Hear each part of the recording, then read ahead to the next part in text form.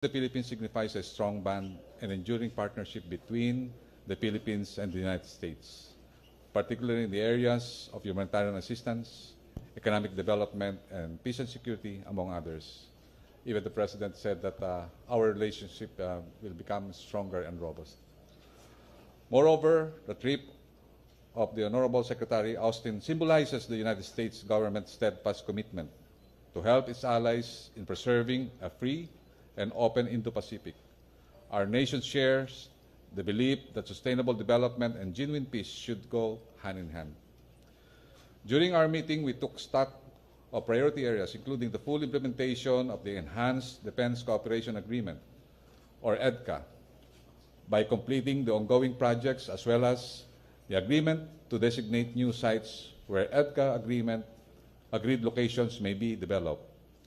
We will work on the timely conclusion of the framework of cooperation that will facilitate secured exchange of information between our defense establishments.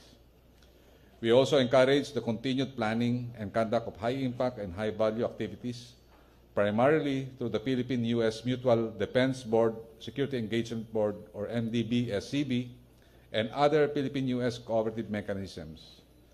Secretary Austin and I have also agreed to deepen bilateral cooperation to support the Philippine defense capability needs as well as the Philippine-U.S. alliance. The bilateral meeting we held today will further strengthen our nation's collaborative efforts in addressing pressing security threats in the region, as well as effectively dealing with the natural disasters caused by the climate change, a major global concern we need to confront head-on. We shall continue to work towards maintaining a stable, rule-based, open, and inclusive Indo-Pacific region. Along with partner countries, we strongly oppose any unilateral action or attempt to disrupt current world order and share the same views that all countries should resolve any issue peacefully and adhere to the international law, particularly the United Nations Conventions of the Law of the Sea, or UNCLOS. The Philippines also appreciates the U.S. continued support in our fight against COVID-19 and our counterterrorism efforts down south. Our discussion focused on how our countries can continue to work together in order to preserve the Philippine territorial integrity. We also talk about the initiatives that our nation can carry out to mitigate the impact of climate change in our societies. These efforts, which we hope to jointly undertake, is in line with the guidance of President Ferdinand Marcos, and that is for the Defense Department to make sure that not an inch of our nation's territory will be lost, and our people's safety and security will be ensured by the strengthening our diplomatic relations with our allies, preserve peace, and create a stable international environment in the Asia-Pacific region. Thank you, and good morning once again to all. Thank you, Mr. Secretary. Good morning, everyone. Secretary Galvez, thanks for a very productive meeting, and congratulations again on your new position. I look forward to continuing to work closely together. Now, this was the fourth discussion that I've had with the Department of National Defense leaders since the start of the Marcos administration.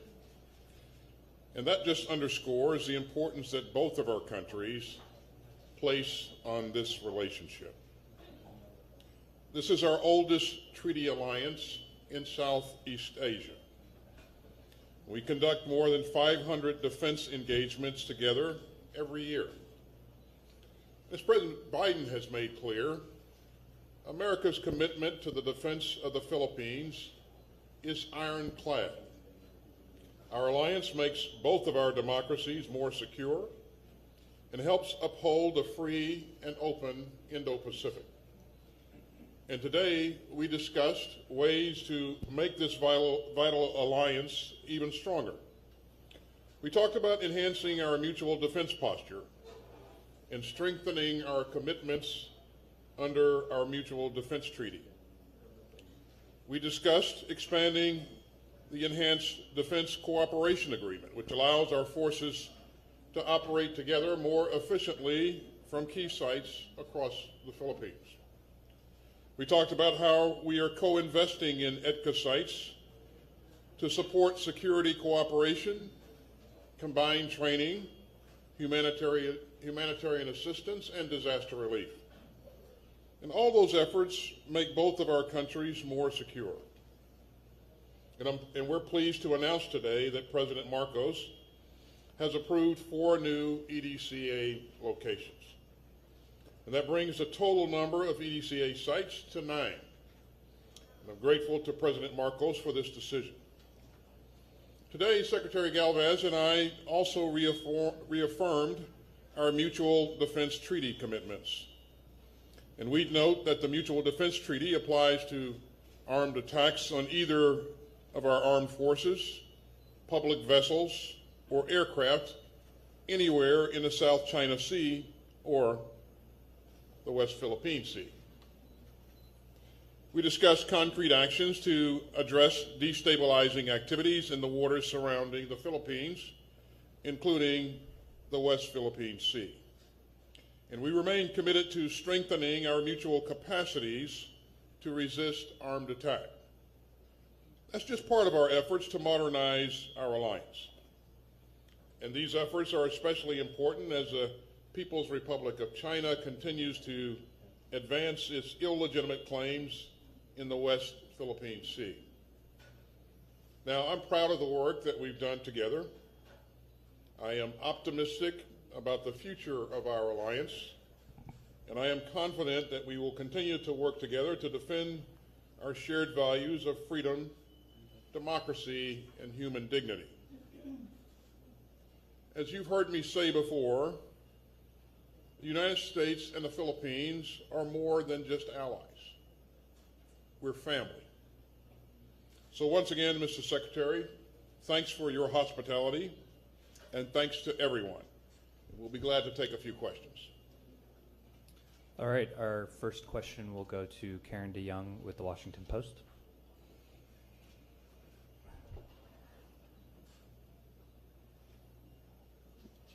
Thank you, Secretaries. This is a question to both of you. I wonder if you could tell us the location of the new access sites and specifically how they position each of your forces better to hopefully deter and possibly confront Chinese aggression in the South China Sea and beyond in the region, and to address Philippines-specific concerns.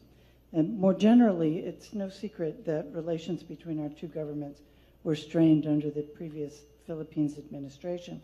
I wonder if you could give us your assessment of the relationship now and moving forward. Thank you. We'll start with the end of that, Karen, and my assessment, and I share this assessment with many of with the leadership in our government, is that this relationship is strong, and we will continue to work hard to strengthen it further. In terms of the EDCA locations, I just want to be clear that we're not seeking permanent basing in the Philippines. As you heard us say in our statements here, EDCA is a cooperative agreement that enables rotational activities. And so it's a key pillar of training and opportunities to strengthen our interoperability. And it also provides us the ability to respond effectively to humanitarian issues and also disaster relief and other types of crises, not just for the Philippines, but for the region throughout. And I'll turn it over to my colleague here, Secretary Galvez. Yes. We have agreed that the statement of the sites will be concluded once we have already made collaboration also with the local communities. Because when we make announcements, we need this local government, the governors, and also the local population to be consulted. And the President wanted that all of our actions should be consulted with our local governments. And we wanted also to see that these agreements of the 4 Edca sites will be finished soon, considering that we are also making some inspections on how we will do things, particularly that these areas identified are very vulnerable to climate change. And we have seen during the Typhoon Ondoy and Ramil that our ally, U.S., have deployed 4 C-130s and also the Seahawks there when the areas were being isolated. So what we want is really to tell you that we will finish the identification soonest. And we are committed to a strong alliance. The President have said that our alliance now is more stronger and robust, as he said it this morning. And we are very confident that working with Secretary Anyo and with the AEP, we are looking forward that we will have a high drive of some activities with our allies. And I would like to thank this opportunity that the visit of Secretary Lloyd Austin is very, very meaningful to us. This is symbolic to all of us that the U.S. will always be there for us. The next question will come from Chino Gaston of GMA 7. Good afternoon, Secretaries. The U.S. being the biggest or one of the biggest players in the West Philippine Sea, may we have your insight on the what people look at as more assertive activity of the Philippines and the West Philippine Sea in response to Chinese incursions within our EEZ, like the Philippine ships shadowing the Chinese ships, which the U.S., we understand, routinely does. And your take also, Mr. Secretary, on the Code of Conduct. Does that help, do you think? What's the U.S. take on the Code of Conduct, which many see as merely China's attempt to have a claim of legitimacy if it's included between the Code of Conduct between ASEAN and China? Thank you, sir. So we will continue to work with our allies and partners in the region who are like-minded and who value a free and open Indo-Pacific. And you've heard both of us talk about that today. That's real important. You've also heard us talk about rules-based international order and maintaining that.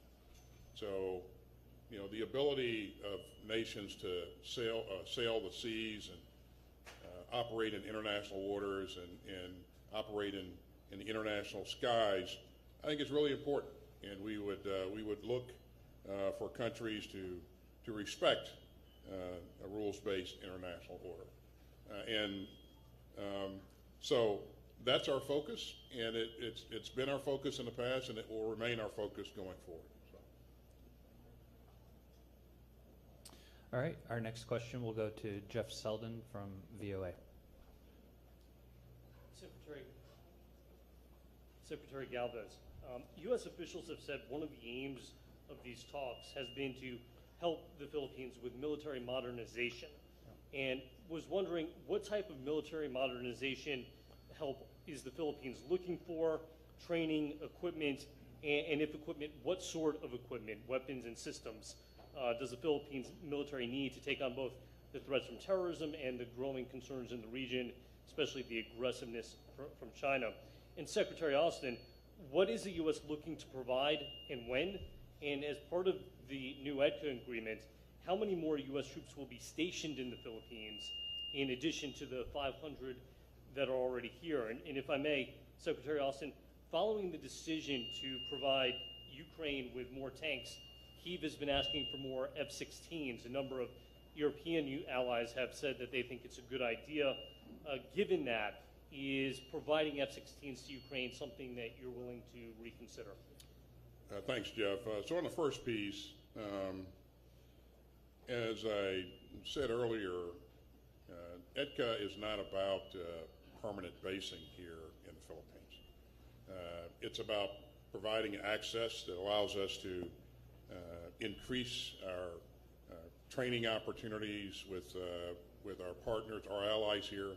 It's about having the ability to respond in a more effective fashion as we're collectively faced with humanitarian assistance issues or natural or disaster response issues. And so this is an opportunity to increase our effectiveness, increase interoperability.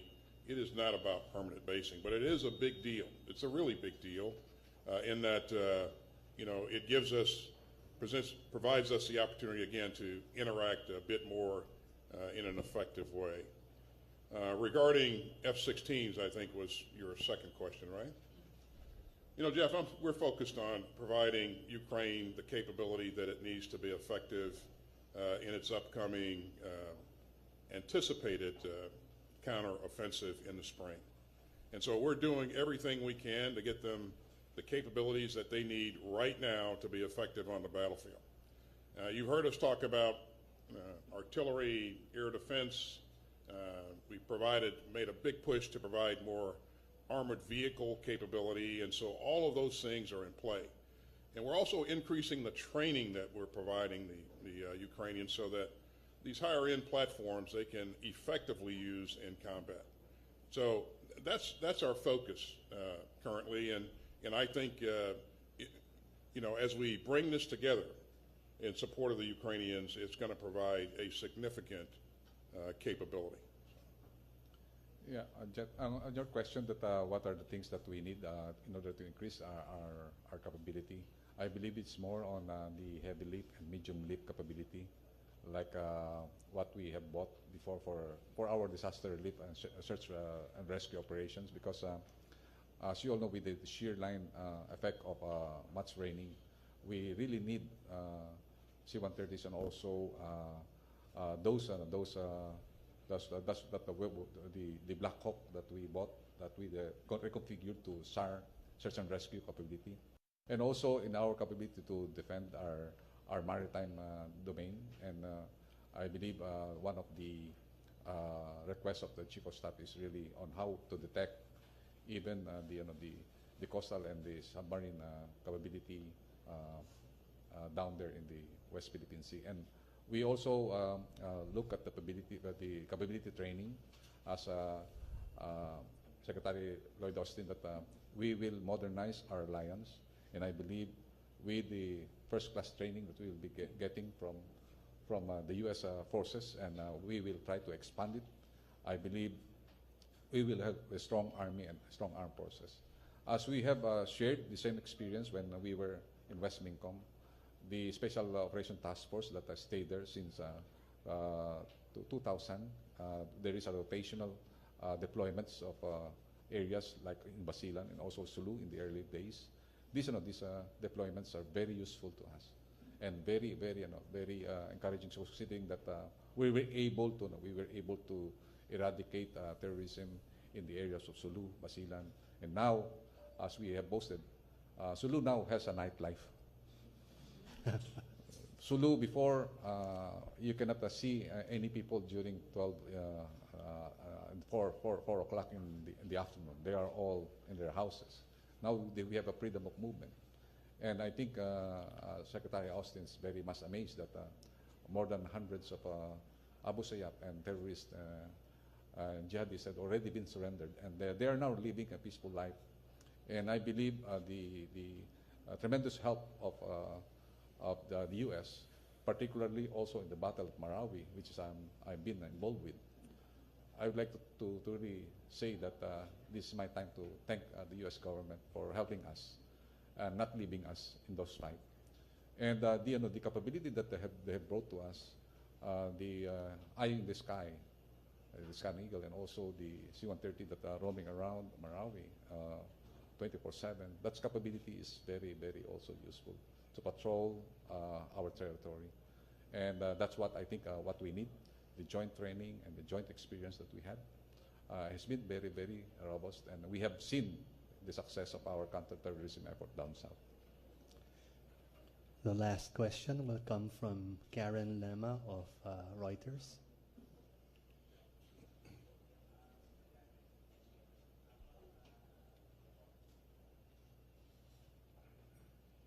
Hello, Secretary Austin. Hello, Secretary Galvez.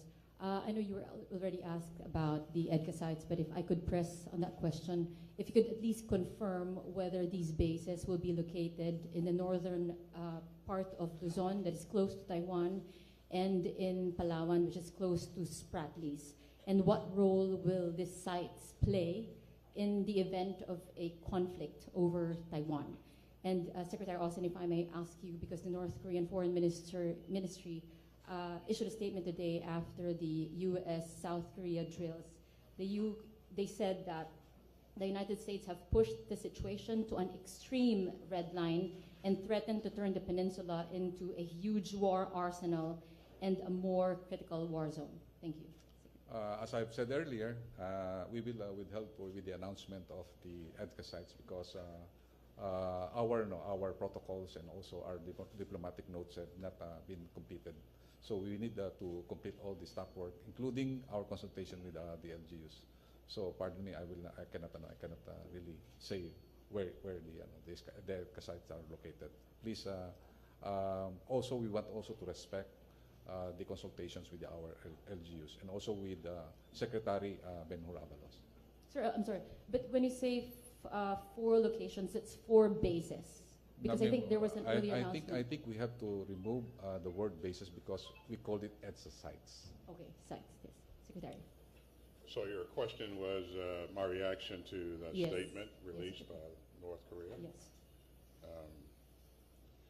I would simply say that our goal is and always has been to promote greater security and stability throughout the region.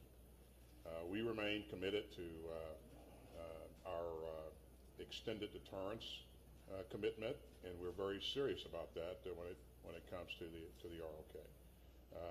And we will continue to work alongside our allies and train and ensure that we maintain credible and ready forces. So I'll stop there.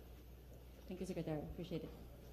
All right. That concludes our press conference. I'd like to thank Secretary Austin and Secretary Galvez for their time, as well as my co-moderator, Mr. Mager, for helping.